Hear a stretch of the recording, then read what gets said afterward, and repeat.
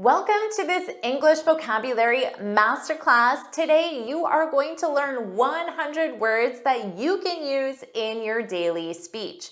These are words that I use every single day and that native speakers use every day. So if you use them, you're going to speak and communicate fluently and confidently. Welcome back to JForrest English. Of course, I'm Jennifer. Now let's get started. First, in this masterclass, you're going to learn 14 phrases to help you speak like a leader. Number one, feel free to ask me anything. Now notice you're learning a complete phrase, so pay attention to all the words. The prepositions, the articles, the sentence structure matters. So notice here we have feel free plus infinitive. The infinitive is of course to plus the base verb. Feel free to ask me anything. This is used as a polite, open-ended invitation. I'm inviting you to ask me whatever you'd like. Remember, you can change that verb. I could say, feel free to send me the report when it's ready. This sounds polite and professional. And remember, it's an open invitation. You're not required to do this, it's an option. If you say, send me the report when it's done, this is the imperative and it's direct and also authoritative. So to sound polite and professional and to give you an open invitation, I can say, feel free to download the free lesson PDF. You can find the link in the description. And this is a real example because I summarize everything from this lesson in the free lesson PDF. Feel free to download it. Number two, I look forward to hearing your thoughts. So your colleague could say to you, feel free to send me the report when it's done. And then when it's done, you can send it to your colleague and say, here you go. I look forward to hearing your thoughts. Notice our sentence structure. Look forward to plus gerund, your verb in ing. I look forward to hearing. Don't make this mistake. Make sure you have the gerund. And this is a polite way to show your interest. So in this case, your interest in hearing the person's thoughts, their ideas, their opinions, their feedback. You could say, I look forward to meeting, our verb in ing. I look forward to meeting you tomorrow. Now with this structure, you can also use a noun. I look forward to our meeting. That's the noun form. I look forward to our meeting tomorrow. What about you? Are you looking forward to my next lesson? If you are, put yes, yes, yes to show your interest, show your enthusiasm, put yes, yes, yes in the comments. Number three, here's my take on it. One's take on something is one's opinion on something. So my take on it is simply my opinion on it. For example, I just read the consultant's recommendations. Here's my take on them. Them because recommendations is plural. Now, when I want to share my opinion, my take, I can simply use an opinion word. I think she raised some valid points. Now I can use this as a question. What's your take on the report, on the recommendations? Number four, from my perspective. Now, this is the same as in my opinion, but notice that preposition difference. From my perspective, in my opinion, so I see a lot of mistakes when students try to use this. If someone asks you your opinion, what's your take on it? You can use this to start. From my perspective, I think the consultant's recommendations aren't practical. So here you can add on I think, an opinion word, even though you use from my perspective, but it's optional. And after you share your opinion, you can invite the other person to provide their opinion. What about you? What's your perspective? Number five, can you help me understand? This is a polite way to ask for clarification or an explanation. Your colleague could say, from my perspective, the consultant's recommendations aren't practical. You could comment on this and say, I see, interesting, oh really? And then you can add on this expression. Can you help me understand your perspective, your opinion? Can you help me understand? This is a great expression if you want an explanation without sounding very direct or authoritative or angry. If someone says, I don't think we can meet the deadline, you can say, can you help me understand why? Number 6, I'll get back to you with that information. This is a great one because someone might ask you a question or to provide information and you don't have that information. You don't know the answer.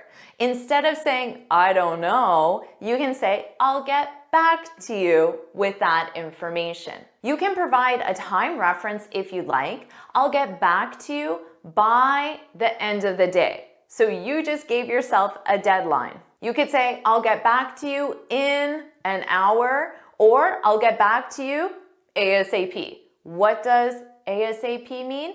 This is a very common acronym. Put it in the comments. ASAP, what's the acronym? Put it in the comments. Number 7, can you fill me in?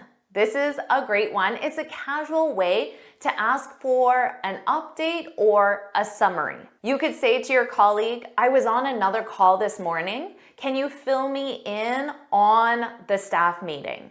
Notice here, when I specify the something, the staff meeting, you have to use the additional preposition on. Can you fill me in on the staff meeting? This is often used by one person to request another person provide information to someone else. For example, your boss could say to you, hey Danica, can you fill Raphael in? And then if you want to specify the something, you need that preposition on the new filing system. Number 8, which one would you like me to prioritize? You can use this to clarify which task should be done first, which one you should prioritize when there are multiple tasks. So you can use this with 2 tasks or more than 2 as well. So if you have multiple tasks, you can go to your boss and say, Sarah asked for help on the report and I have to finish the presentation. Which one would you like me to prioritize? So now instead of feeling overwhelmed, you know exactly which task to focus on, to prioritize. You can use this even just to get advice from someone you trust.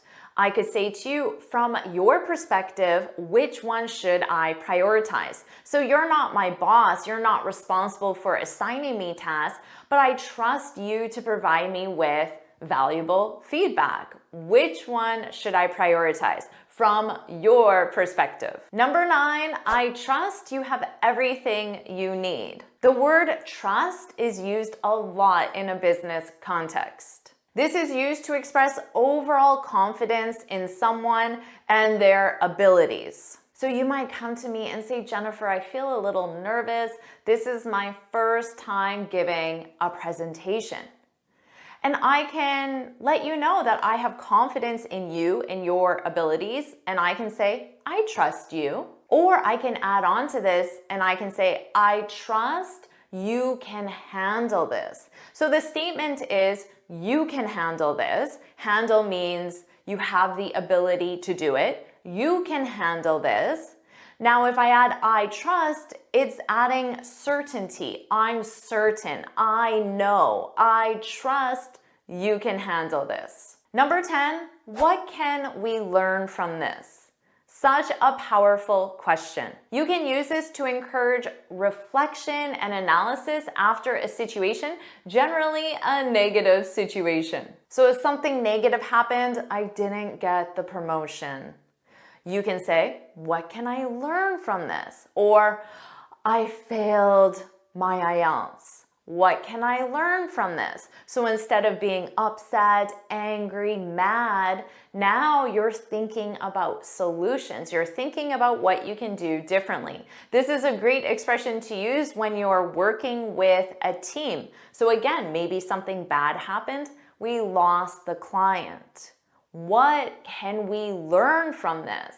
and then you can start brainstorming things you can do differently so it doesn't happen again. Now, to change the sentence structure, you could also say, what can this teach us? So notice, you can learn something from someone or something, a situation, but also something, the situation, can teach you something. Number 11, I'm happy to address that.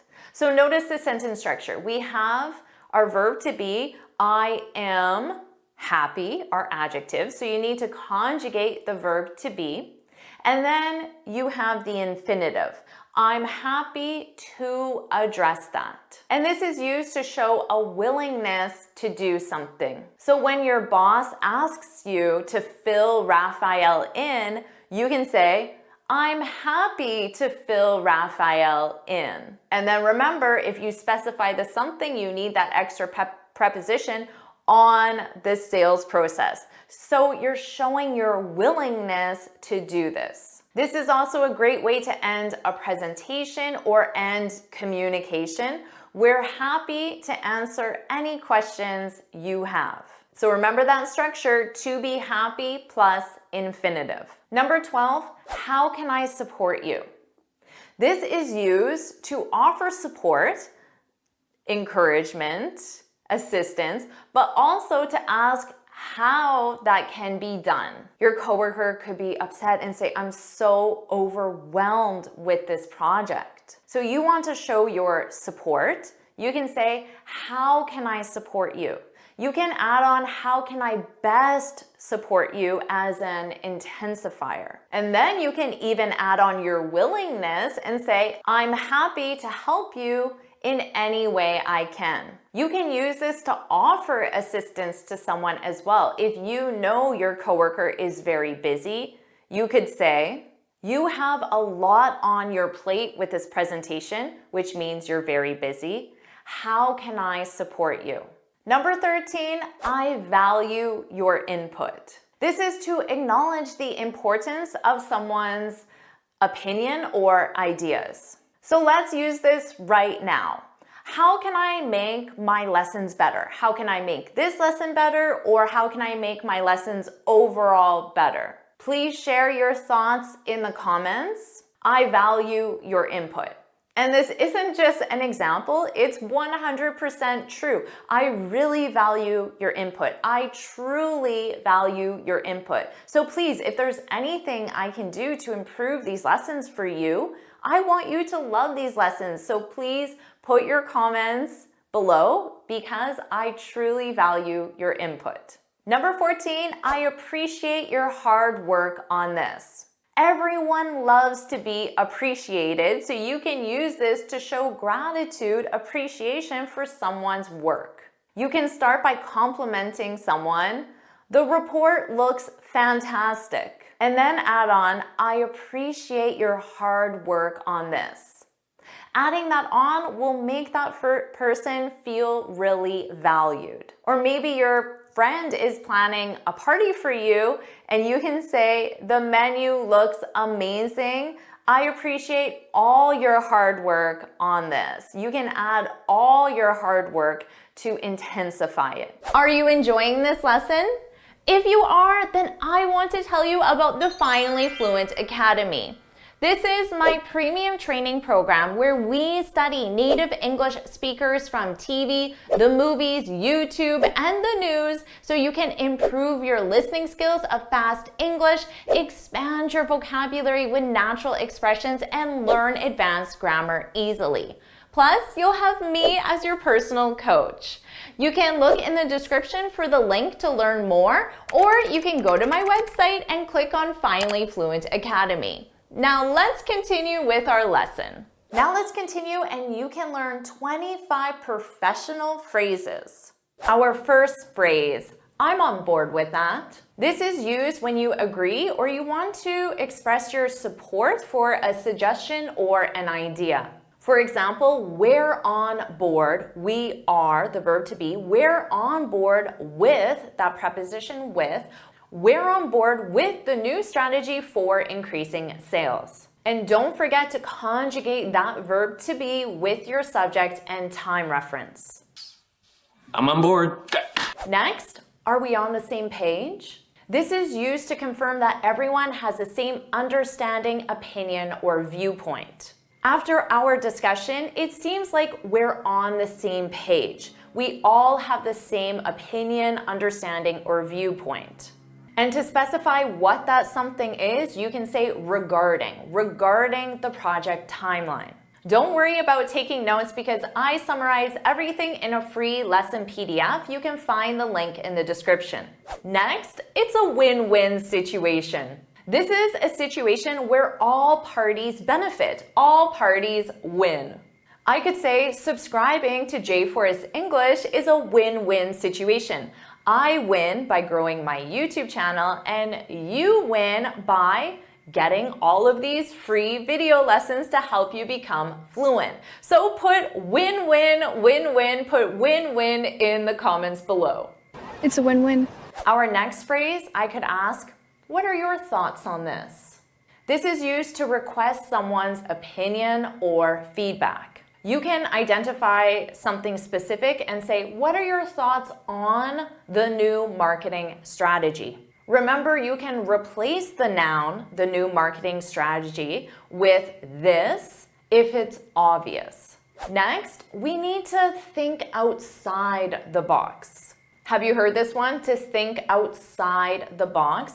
This is to encourage creative thinking, innovative thinking. If you're trying to solve a difficult problem, you might say thinking outside the box is the only way we'll solve this problem. You need innovative, creative solutions. Everybody start thinking outside the box. Next, I love this one. Let's circle back to that later. When you circle back to something, it means you stop discussing it now and you suggest that you discuss it later. So you postpone your discussion until later. You could say, we only have 10 minutes left, so let's circle back to this, whatever this is, your discussion about the marketing campaign, thinking outside the box. Let's circle back to this later. Let's postpone it now and discuss it later. Notice the grammar. This is in the imperative. It's often the case because we use this as an instruction or a suggestion. Let's circle back to Dina. Our next phrase, we need to prioritize our tasks.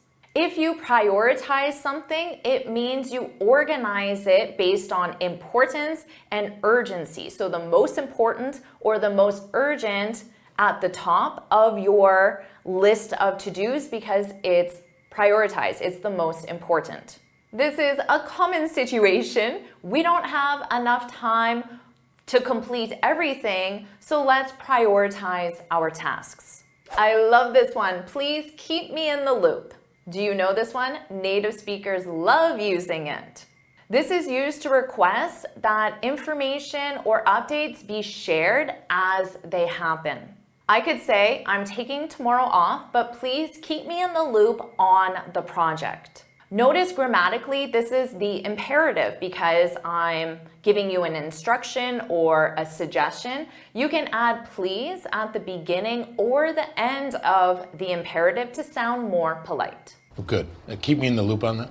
Next, have they ironed out the details? This is used to ask if something has been resolved or clarified. For example, we need to iron out the contract details before the meeting. And notice that pronunciation in the past simple, ironed out, ironed out, ironed out. Phrase 10, I'm all ears.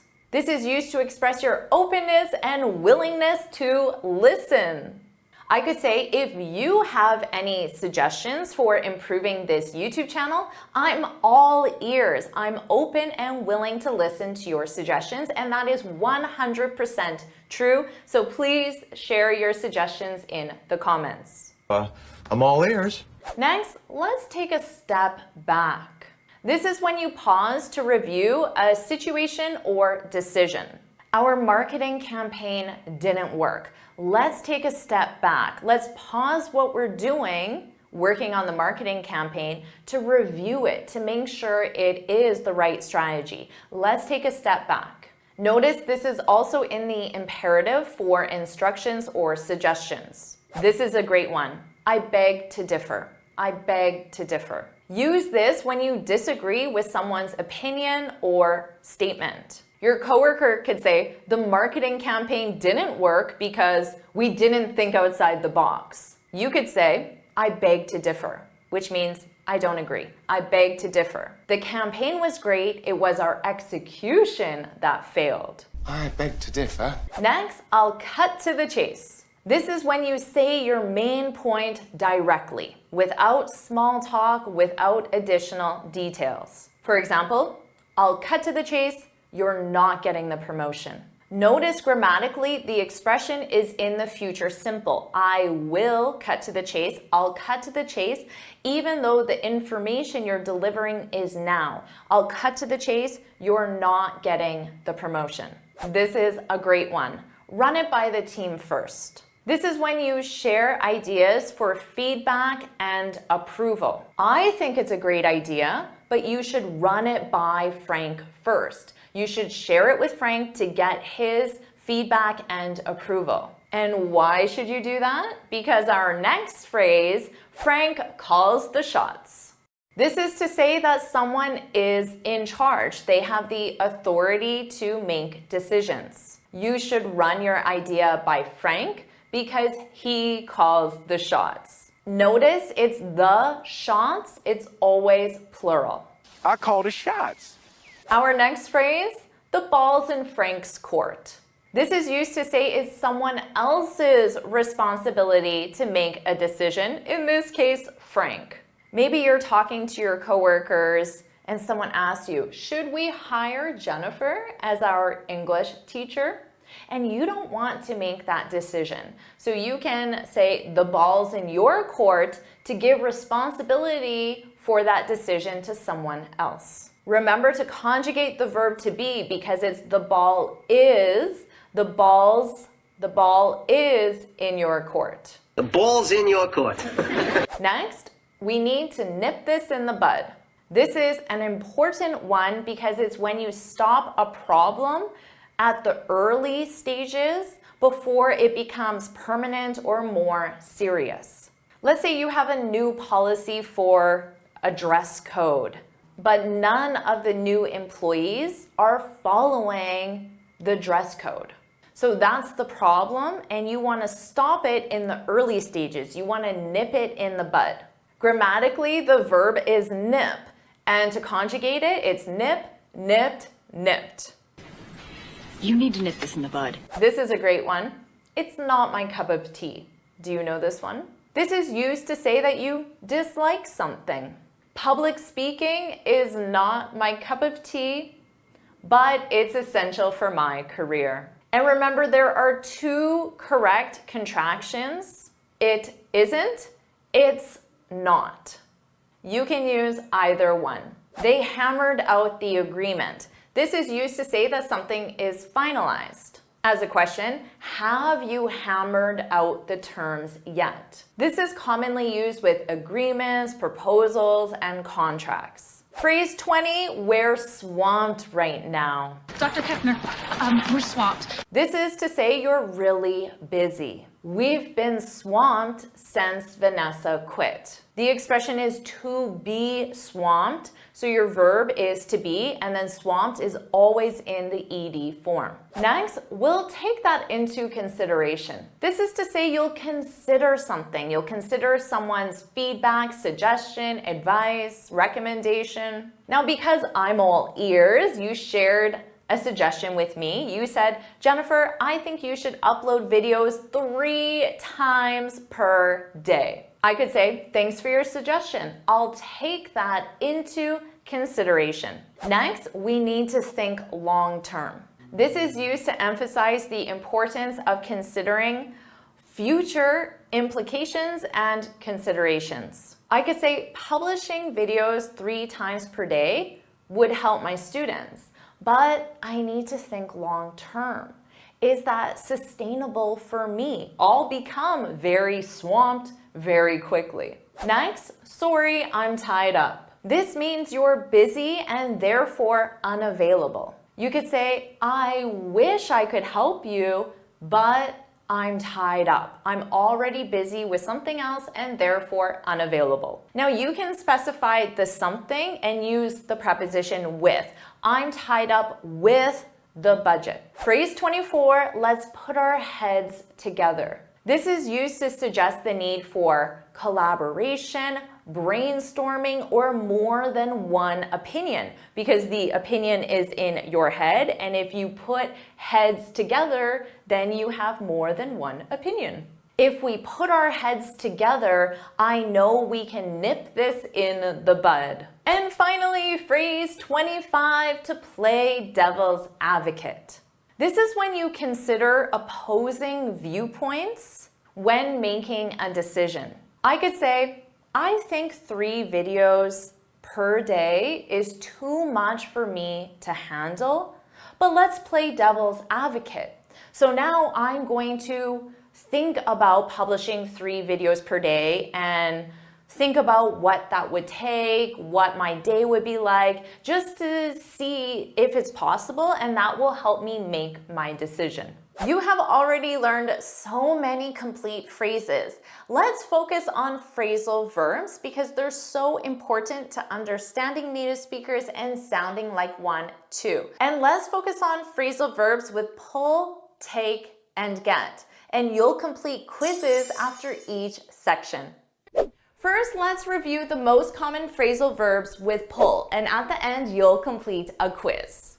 To pull off a task. When you pull off a task, it means that you successfully completed a difficult task. For example, let's say that your boss asks your team to double their sales by the end of the month.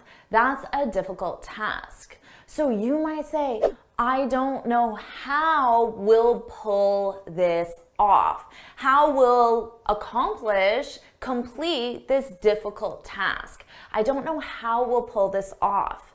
But let's say you do double your sales. After, you can say, I can't believe we pulled it off. I can't believe we did it. We completed this difficult task. And often, to reassure someone when they're completing a difficult task, you can say, don't worry, I know you'll pull it off. You'll pull it off. You'll complete this difficult task. To pull up a document, this is a must-know phrasal verb because when you pull up a document, you make that document visible on your device. It could be a computer, laptop, phone, tablet, it doesn't matter, but it has to be a device. So if you're in a meeting, you might say, give me a second to pull up that report. Give me a second to make that report visible on the screen. Now, you can also use this with social situations. You might be having coffee with a friend and then you pull up some vacation photos. You make those photos visible on your screen and you share them with your friend. And it's very common to hear this when you're calling any sort of customer support or client support. Let's say you're making a dentist appointment. They're going to first say, can I have your name, please? And then they'll say, give me a second to pull up your file. Because on your file, it's all the important information. But they need to make that file visible on their screen. Pull up. Now, we also use pull up with vehicles. So if you're driving and you want to pull up to a store, it means you're going to slowly approach that store. Now, you may or may not stop. You may just slowly approach that store, read their hours of operation, and then keep driving. Or you may pull up to that store, slowly approach the store, and stop your car. Here's an example of me pulling up to my mailbox. So notice how I slowly approach my mailbox. I'm seeing if there's any mail, but notice I don't stop. I keep going. Don't confuse this with pull over, because you can also pull your vehicle over. Now, when you pull over, it means you're driving and you bring your vehicle to the side of the road and you stop. So you always stop when you pull over. So if you're in a taxi or an Uber, you might say, oh, you can pull over by the greenhouse. You can take the car to the side of the road and stop by the greenhouse. Now, we also use this with the police, because if you're driving and you hear a siren behind you, well, you have to pull over. You have to bring your car to the side of the road and come to a complete stop.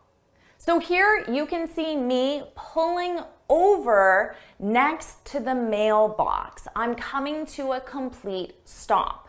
Now you can also pull in and out of a parking spot or a garage or some enclosed space for your vehicle. So when you enter the parking spot or garage, you're pulling in. I'm pulling into my garage. And when you exit, you're pulling out. You're pulling out of the parking spot or pulling out of the garage. So you might say, make sure you look both ways before you pull out. Or this is a tight space, make sure you pull in slowly or carefully. So here you can see I'm pulling into my driveway, which is a confined space. And now you can see I'm pulling out of my driveway. We also use pull in and out for a chair. So when you bring the chair closer to the table, you're pulling the chair in. When you bring your chair farther away from the table, you're pulling your chair out. So if you're in a busy restaurant and you're trying to pass by someone, you might say, oh, excuse me, can you pull in your chair so I can pass by? Can you bring your chair closer to the table so there's more room for me to pass by? Or if you're too close to the table, then you need to pull your chair out. And traditionally, men will pull out the chair for a woman to have a seat. Maybe that's a little old-fashioned these days. Now you can also pull out of an event, and that means you withdraw from that event, so you no longer participate. And that event can be a race, a competition, or even an election. So let's say there's a competition for a position at your company, and there are 5 people competing for this one position. Now maybe Sarah decides to pull out. She pulls out of the competition, which means she's no longer trying to get that position. She withdraws from the competition. Or maybe you're competing in a marathon, but you hurt your leg the week before, so you have to pull out of the race.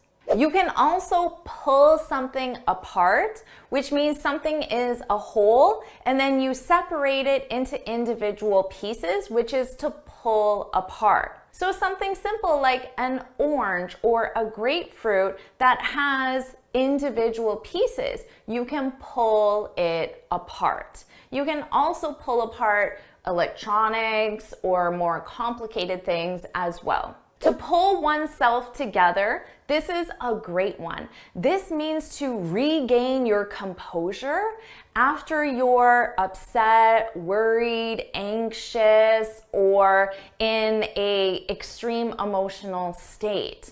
And to regain your composure just simply means to calm down. So if you're really agitated, maybe you got pulled over by the police and your heart is beating so fast and you're really anxious, your friend in the passenger seat might say, pull yourself together. Pull yourself together, which is another way to say calm down, regain your composure. So go from really anxious to pull yourself together.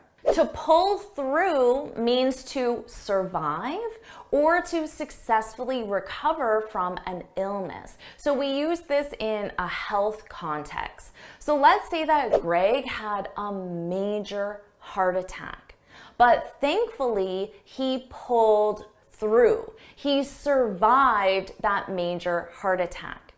Now let's say Greg has that major heart attack and then he's in the hospital, you talk to the doctor, and the first thing you're going to say is Greg going to pull through? Is he going to pull through? Is he going to survive? Is he going to recover? The doctor might say, I think he'll pull through, or maybe it's too soon to tell if he'll pull through. And finally, to pull together, this is when you work together as a team. So remember that team had to double their sales by the end of the month? Well, they pulled together to pull it off, to complete that difficult challenge. And after, the boss might say, I'm really impressed by how your team pulled together. It's amazing that everyone pulled together to pull it off. Now you know the most common phrasal verbs with pull. Are you ready for your quiz? Here are your questions. So now hit pause and take as much time as you need to complete the quiz. And when you're ready, hit play to see the answers. How did you do with that quiz? Well, let's find out. Here are the answers. Hit pause, take as much time as you need to review the answers. So how did you do with that quiz? Share your score in the comments, and what was your favorite pull phrasal verb? Share that as well. And now let's move on and talk about phrasal verbs with take. To take off. This is used when a flight leaves the ground. For example, tomorrow my flight takes off at 7 a.m. Or what time did your flight take off? So this is another way of simply saying, what time did your flight leave? Now we also use this phrasal verb to talk about a person leaving a location. So you might be at a party and it's getting late, you have an early meeting, and you say, thanks for the party, I'm going to take off. I'm going to leave. Or someone might ask you, what time did you take off last night? What time did you leave? Now, take off is also used to remove an item of clothing. So at night, before you get into your pajamas, you take off your clothes, right? Before you get into the shower, you take off your clothes. I can also take off my makeup, which means to remove. Or if it's really hot in the room, you might say, oh, it's so hot in here, I need to take off my sweater. Or when you come into the house and it's cold out, you take off your jacket, you take off your shoes, you take off your hat, you take off your gloves, take off your sunglasses. So you can take off an item of clothing, but you can also take off accessories like rings, makeup, glasses as well. Take off can also mean to become successful. For example, after I improved my English speaking skills, my career really took off. My career became successful. My career took off. Or I could say overnight, my YouTube channel took off. My YouTube channel became successful. So many different phrasal verbs with take off, but they're all commonly used. So make sure you learn all these individual meanings. To take after someone. When you take after someone, you resemble them in either personality or appearance, and this is most commonly used with family members. For example, it's very common for a son to take after his dad, which means he looks like him. They look very similar. But you might also say, Julie is so funny. She really takes after Uncle Frank. So maybe Uncle Frank is really funny. He's always telling these hilarious jokes. And then Julie is also really funny. She takes after Uncle Frank. So you can use this with personality or appearance. To take apart. When you take something apart, you disassemble it. So it goes from being whole, one complete item, and then you disassemble it into individual parts. So if your car isn't working, you might take apart the motor or take apart the engine to try to figure out what the problem is. You might also take apart a desk or take apart a bed when you're getting rid of it, when you're removing it from your home, because it's easier to move when it's in individual parts rather than one big structure. To take back. When you take something back, it means that you return a purchased item to the store for a refund. So let's say you bought a pair of shoes at the store, you come home and you realize they don't fit very well or you just don't really like them. Well, you can take them back. So you go to the store, you return the shoes, and you get your money back. Now, we only use this when you physically go to the store. So with online purchases, we actually don't use the phrasal verb take back. So if you order something from Amazon and you don't like it and you want a refund, we simply say, I returned the shoes I bought from Amazon, or I sent back. I sent back the shoes. So just keep that in mind. We only use take back when you physically go to the store. You can also take someone back, which means you reunite a previous romantic relationship. So let's say that Rob and Julie were a couple last year, but then they broke up. They ended their relationship. But then Rob, he begs Julie, please take me back. Please accept me again as your romantic partner. Please take me back. But Julie's friend might say, don't take Rob back. Why would you take Rob back? You shouldn't take Rob back. To take on. When you take on a project or a task, it simply means that you accept that project or task. For example, your boss might ask the team, who has time to take this on? Who has time to take on this new project or this new client? And you might say, I can take it on. I can take it on. So you accept that responsibility for that job.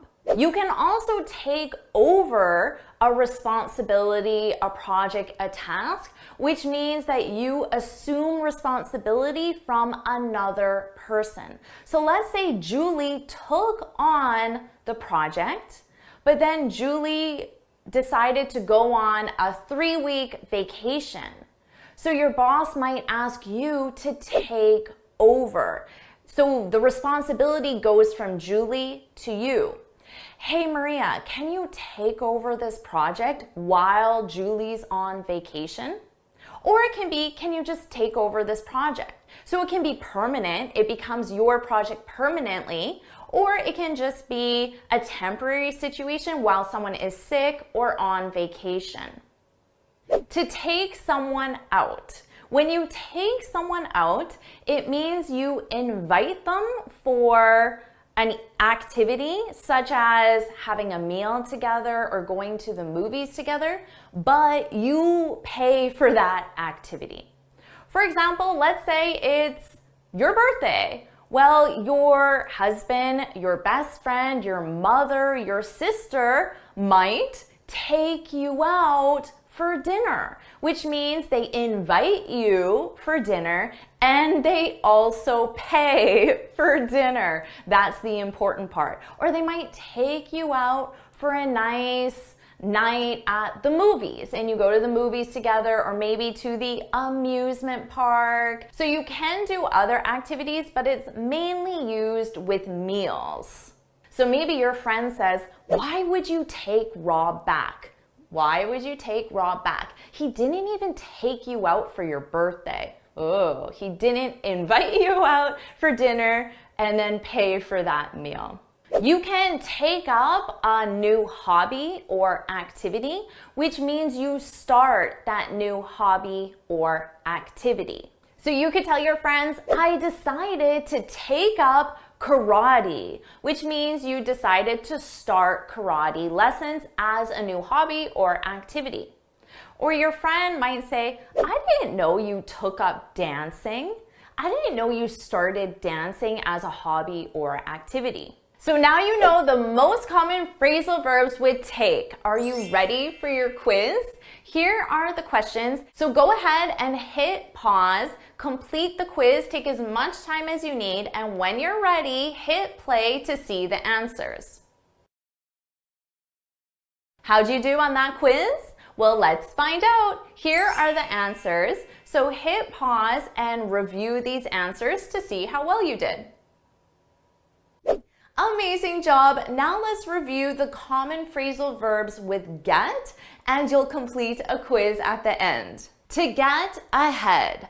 This means to progress, so to make progress towards something. And we most commonly use this in a career setting or academic setting. For example, if you want to get ahead, you need fluent English. Would you agree with that? Put that in the comments. If you want to get ahead, you need fluent English. Now notice how I didn't specify get ahead in what. If you want to get ahead at work, in your career, so don't forget that. But you can also just say if you want to get ahead. To get along with. Most students know this one. Do you know this one? When you get along with someone, it means you have a good relationship with that person. I really get along with my boss. But we commonly use this in the negative. I don't get along with my boss. So you can use it in both the positive or the negative. So which describes you? I get along with my boss. I don't get along with my boss. To get away. This means to escape. So you can use this in two contexts. The criminal got away. So that means he escaped. The robber got away. He stole my car and he got away. He escaped. But we also use this more in the sense of to escape from your daily life, the difficulties of your daily life. Oh, I really need to get away. Work has been so busy, I don't get along with my boss. I need to get away. Another common phrasal verb with get away is to get away with something. And that something is negative. For example, she got away with the crime. This means she wasn't punished for the crime. So she did something wrong, but she got away with it. She got away with stealing the car. Notice that verb ing, with stealing the car. To get off lightly. This is when you are punished for something, but you're punished less severely than you anticipated. So maybe you forgot to submit a report at work, but you got off lightly. Your boss didn't fire you, but they did remove you from the account. So you were punished, but you were punished less severely than you expected. We also use this more in a criminal context. She stole the car, but she got off lightly. So maybe she didn't go to prison, she only had to do community service. To get back. This is used to say that you return to your original starting point. So let's say you're at home, but then you go to the store and then you return back home. So now you can say, I got back at 7 o'clock. What time did you get back? Now you can specify the place. What time did you get back home, back to the office? Oh, I got back around 7. We commonly use this with your vacations. What time did you get back from your trip to Italy? Oh, I got back on Tuesday. You returned home from Italy. There's also the phrasal verb to get back to someone. You might say, oh, I really need to get back to John. When you get back to someone, it means you respond to that person. So if I say I need to get back to John, it means that John contacted me, but I have not replied. So maybe he asked me a question and I have not answered his question. I need to get back to John. Or John might say, when are you going to get back to me? When are you going to respond to my question? When you get back into something, it means you continue doing something that you stopped for a period of time. So let's say you decided to learn how to play guitar or piano, and you play guitar every week for months and months and months. And then you stop playing guitar. You get very busy at work. But then work is no longer busy, so you say, oh, I need to get back into guitar. I need to get back into my guitar lessons. So maybe you could use this with your language lessons. I need to get back into my English language class. Are you enjoying this lesson on phrasal verbs? You are probably a little bit confused as well because there are just so many phrasal verbs in English. And if you want to become very confident with phrasal verbs, then I want to tell you about the Finally Fluent Academy. This is my premium training program where we study native English speakers on TV, movies, YouTube, and the news so you can learn the most common phrasal verbs, idioms, and expressions very quickly and easily. Plus, you'll have me as your personal coach. So you can look in the description to learn more about becoming a member today. Now let's continue on with our next get phrasal verb. To get back at someone. This is used for revenge. So if you didn't get back to John, which means you didn't reply to John and you didn't answer his question, maybe John will try to get back at you. He'll try to get revenge on you. So maybe he'll tell everyone that you're not very helpful. And that's how he gets back at you. To get behind someone or something, this is when you support someone or something. So let's say your company has a new policy on their dress code and you like the policy. You can say, I can really get behind that policy. You support that policy. To get by. This is when you have just enough resources to survive. We most commonly use this with financial resources. So you might say with inflation, I can barely get by. So it means you can pay your bills, pay your mortgage, buy groceries, but just enough. At the end of the month, you have $1 or $2 left in your account. I'm getting by. To get into trouble. I'm sure you do this all the time. When you get into trouble, it just means you enter that situation where you're doing something you're not supposed to be doing, which is the trouble. So kids get into trouble all the time. That's why you don't leave your kids at home without an adult to supervise them because they're going to get into trouble. They're going to write on all the walls with crayon or eat all the cookies in the fridge. They're going to get into trouble. To get on, this is when you board, which means to enter certain vessels, certain methods of transportation. So you can get on a plane, a train, a boat, or a bus.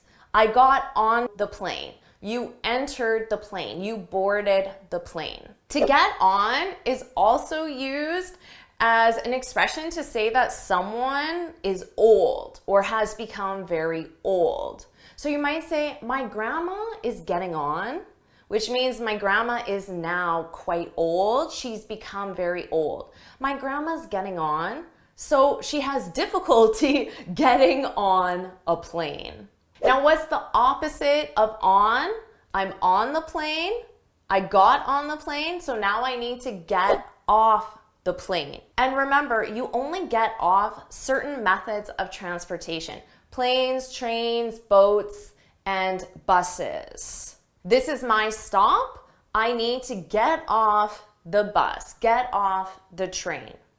For vehicles, cars, vans, or trucks, you get in and get out of. I got in my car. I got out of my car. So don't confuse those two. We also use get in when you enter a room in a building or enter a house or a location. So this is very common at work. A coworker could ask you, oh, what time did you get in? They mean, what time did you enter the office? So you can also use it to mean, what time did you start your work day? Because when you enter the office building, technically you've started work. So what time did you get in is another way of saying, what time did you start work? Now in this case, although the opposite of in is out, we have an expression to get off, which means to end work for the day. So someone could ask you, oh, what time do you get off today? What time do you usually get off? What time are you getting off tomorrow? This means, what time do you finish work? Do you end work just for the day? To get out is also used as an expression of disbelief. So let's say your friend tells you, I won the lottery. Get out. Get out. Get out of here. Get out of town. So you can add get out of here, or less commonly, but still common, get out of town. It's just to show that I can't believe it. What? Get out. Get out. So if your friend says something very shocking or surprising, I'm moving to Antarctica. Get out. Get out of town. Why? Why are you doing that? When you get out of something or get out of doing something, it means you avoid doing something unpleasant. So I could say, I need to get out of cleaning the garage because that's unpleasant and I don't want to do it. To get together, this is when people organize socially. They join each other socially. So I might ask, what time are we getting together tonight? So what time are we going to meet each other, join each other, and have dinner, have a cup of coffee, go for a walk, do something social? Now, if you specify the noun, you need with. What time are you getting together with your friends tonight? You probably know this one, to get up. What time do you get up? This is when you leave your bed in the morning, first thing in the morning. So what time do you wake up? This is when you open your eyes. But then get up is when you actually leave your bed. So I wake up at 6 a.m., but I don't get up until 6:30. But how about this one? Get up to. What did you get up to last night? This is a common way of simply asking what someone did. Oh, what did you get up to last night? Oh, not much. I watched a movie. We also use this one though to imply that someone is doing something wrong. My kids are always getting up to no good. This is the same thing as getting into trouble. But in a general context, oh, what did you get up to last night? It's what did you do last night? To get across. This is to communicate your idea successfully. So as a non-native speaker, you might say, I have a hard time getting my ideas across. I have a hard time communicating successfully. And if you have a hard time getting your ideas across, someone might ask you, what are you getting at? What are you getting at? This is another way of saying, what are you trying to communicate? What do you mean? So if you're trying to explain something, but the other person doesn't understand, they can say, what are you getting at? Now, to get at can also mean to successfully reach something or find something or obtain something. So let's say I have a shelf and I have a hat on a very high shelf. I might say, I can't get at my hat. I can't reach my hat. To get rid of. This is when you throw away, so permanently remove unwanted items. So remember I said I wanted to get out of cleaning my garage because there's so many things I need to get rid of. There's so many unwanted things in my garage that I want to permanently remove. So maybe once a year, you can go through your entire house and get rid of things, get rid of unwanted things. To get wound up about something is when you get really angry about something. So let's say your father doesn't like politics in general. So every time he sees something in the news about politicians, he gets wound up. He gets really angry. But you might say to your dad, get over it. Get over it. To get over something is when you tell someone they shouldn't have strong feelings towards something else. And those strong feelings are usually negative feelings. So if your dad gets really wound up about politics, you can say, oh, just get over it. It's not a big deal. You can, of course, get over someone. Do you know this one? When you get over someone, it means you no longer have romantic feelings for that person. So after my divorce, it took me years to get over my husband. It took me years to stop having romantic feelings towards my husband. Now, someone could say, get over it, stop being upset about the situation that you're no longer with your husband, but that might be a little insensitive. You can also get over an illness, which means you recover from an illness. It took me weeks to get over my cold. It took me weeks to recover from my cold. To get around, this is how you travel within an area. So if you're a tourist, you might Google, what's the best way to get around New York City? And of course, it's not by car. You don't want to get around by car because the traffic is terrible. So walking is the best way to get around, or taking the subway is the best way to get around New York City. When you get around to something or to doing something, it means you finally do something after not doing it for a long period of time. So let's say I was trying to get out of cleaning the garage because I didn't really want to get rid of all that unwanted stuff. But I finally got around to cleaning the garage. So I finally cleaned the garage after a long time of not cleaning the garage. To get it together is when you take control of your life or your emotions. So let's say your friend is really upset because she broke up with her husband and she has not gotten over him. And you want to tell your friend to just get over it. But instead, you tell your friend, get it together. Get it together. You need to take control of your emotions because your friend is crying all the time, or she's really upset, she's really moody, angry, not pleasant to be around. And you tell your friend you need to get it together, which is a little bit of tough love, but sometimes it's necessary. There are many phrasal verbs with get through that have different meanings. When you get through something, it means you endure or deal with a difficult situation.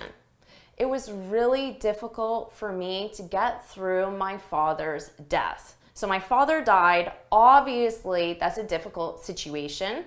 Hopefully you don't say get over it because that would be very insensitive.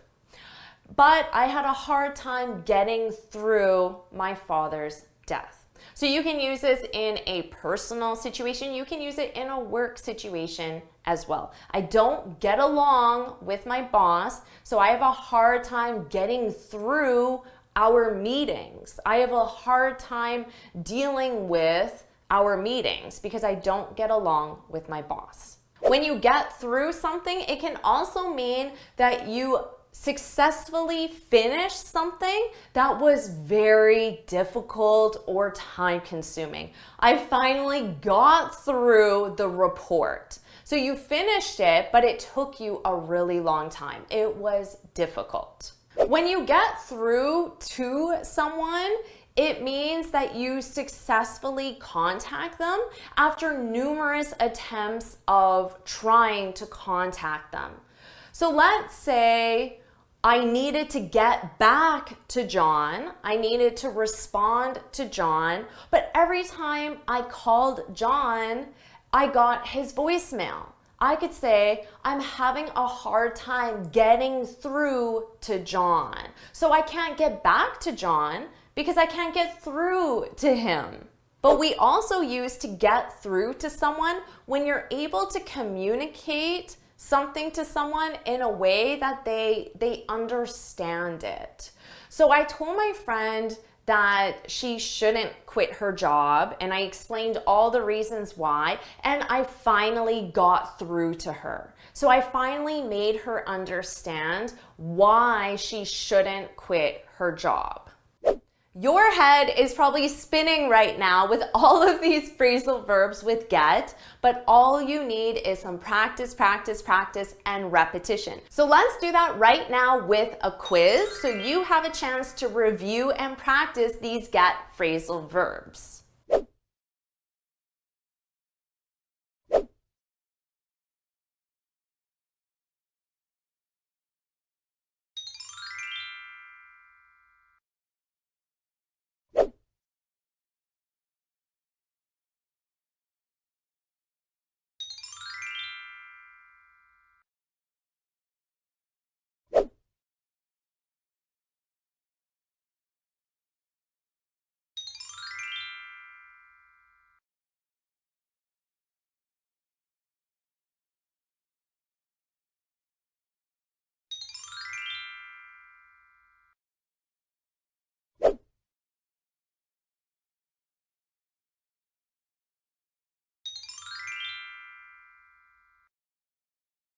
You have filled your vocabulary, but of course there are so many words in English. Do you want me to keep making these vocabulary masterclasses?